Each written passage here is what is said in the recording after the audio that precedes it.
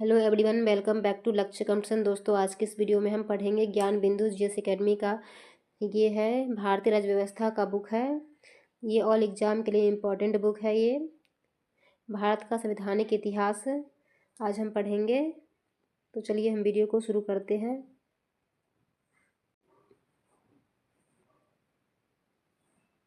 भारत का संवैधानिक इतिहास।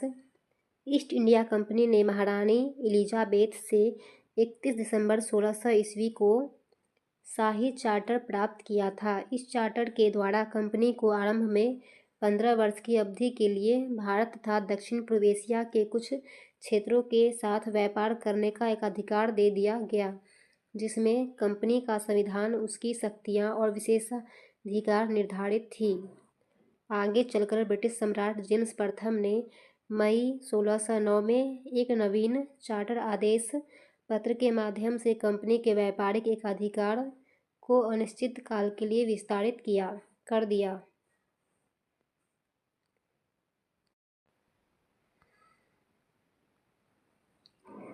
(1771) के अंत तक कंपनी बंगाल की सत्ता पूर्णतः अपने नियंत्रण में कर लिया, जिस कारण ब्रिटिश संसद ने ईस्ट इंडिया कंपनी को अपने नियंत्रण में लाने हेतु समय समय पर विभिन्न एक्ट पारित किया, जो इस प्रकार है। कंपनी का शासन 1773 से 1858। 1773 का रेगुलेटिंग एक्ट। इस एक्ट को तत्कालीन ब्रिटिश प्रधानमंत्री लॉर्ड नॉर्थ द्वारा गठित गुप्त समिति की सिफारिश पर पारित किया गया था। इस अधिनियम का भारतीय संवैधानिक इतिहास में विशेष महत्व था, यह भारत में ईस्ट इंडिया कंपनी के कार्यों को नियमित और नियंत्रित करने की दिशा में ब्रिटिश सरकार द्वारा उठाया गया पहला कदम था। इसके द्वारा पहली बार कंपनी के प्रशासनिक और राजनीतिक कार्यों को मान्यता मिली। इसके द्वारा भारत में केंद्रीय प्रशासन की नींव रखी गई। इस अधिनियम के प्रमुख प्रावधान इस प्रकार थी। इस अधिनियम द्वारा बंगाल के गवर्नर का पदनाम बदलकर बंगाल का गवर्नर जनरल किया गया तथा उसकी सहायता के लिए 4 सदस्यीय कार्यकारी परिषद का गठन किया गया, जो शासन की समस्त शक्ति का उपयोग संयुक्त रूप से करते थे। वारेन हेस्टिंग को इस एक्ट के तहत बंगाल का प्रथम गवर्नर जनरल बनाया गया तथा फिलिप फ्रांसिस क्लेवरिंग मॉनसन एवं वर्वेल को 4 सदस्यीय कार्यकारी परिषद में नामित किया गया। इस अधिनियम के तहत मद्रास एवं बम्बई के गवर्नर बंगाल के गवर्नर जनरल के अधीन हो गए, जबकि पहले से सभी प्रेसिडेंसियां एक दूसरे से स्वतंत्र थी। अधिनियम के अधीन वर्ष 1774 ईस्वी में कलकत्ता में एक सुप्रीम कोर्ट की स्थापना की गई, जिसके अंतर्गत बंगाल, बिहार और उड़ीसा शामिल थी। सर एलिजा इम्पे को प्रथम मुख्य न्यायाधीश तथा 3 अन्य चैम्बर्स, लिमेस्टर एवं हाइड को न्यायाधीश बनाया गया। इस अधिनियम द्वारा कंपनी के कर्मचारियों को बिना लाइसेंस प्राप्त किए निजी व्यापार करने तथा भारतीय लोगों से उपहार रिश्वत लेना प्रतिबंधित कर दिया गया। इसके द्वारा ब्रिटिश सरकार का कोर्ट ऑफ डायरेक्टर्स कंपनी की गवर्निंग बॉडी के माध्यम से कंपनी पर नियंत्रण सख्त हो गया। इसने भारत में इसके राजस्व, नागरिक और सैन्य मामलों की जानकारी ब्रिटिश सरकार को देना आवश्यक कर दिया।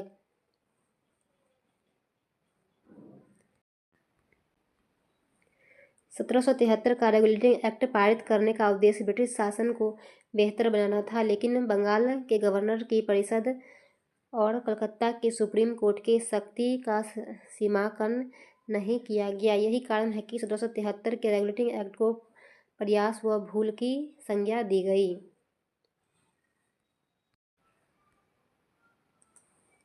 Act of settlement 1781। Regulating act 1773 में निहित कमियों को दूर करने के उद्देश्य से ब्रिटिश संसद ने अमेंडिंग एक्ट ऑफ 1781 पारित किया, जिसे बंदोबस्त कानून के नाम से भी जाना जाता है। इसके तहत कलकत्ता की सरकार को बंगाल, बिहार और उड़ीसा के लिए भी विधि निर्माण की शक्ति प्रदान की गई। इस अधिनियम का प्रमुख प्रावधान गवर्नर जनरल की परिषद तथा सर्वोच्च न्यायालय के बीच के संबंधों का सीमांकन करना था।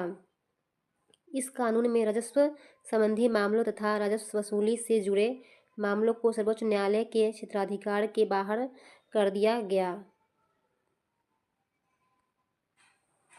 इस अधिनियम के तहत यह व्यवस्था की गई कि यदि कोई कंपनी के कर्मचारी सरकारी हैसियत से कोई कार्य करता हो तो सर्वोच्च न्यायालय के विरुद्ध कार्रवाई नहीं कर सकता।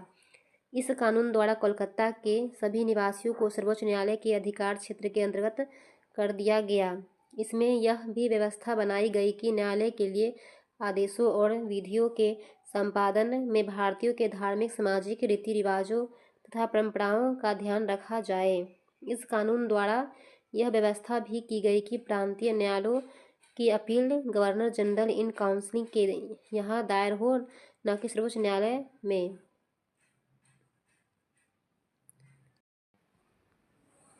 इस प्रकार इस अधिनियम ने रेगुलेटिंग एक्ट के अनेक विवादों और कठिनाइयों को दूर कर सरकार को सुदृढ़ बनाने में सहायक हुआ।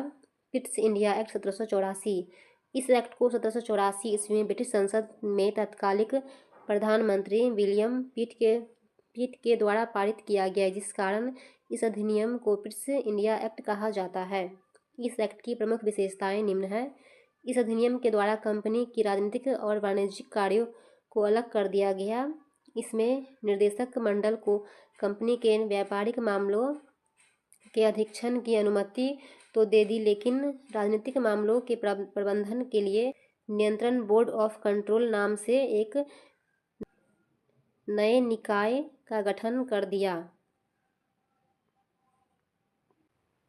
इस प्रकार भारत में द्वैत शासन व्यवस्था की शुरुआत हुई, जो 1858 ईस्वी तक विद्यमान रही। नियंत्रण बोर्ड को यह शक्ति थी कि वह ब्रिटिश नियंत्रित भारत में सभी नागरिक, सैन्य, सरकार व राजस्व गतिविधियों का अधीक्षण एवं नियंत्रण करे।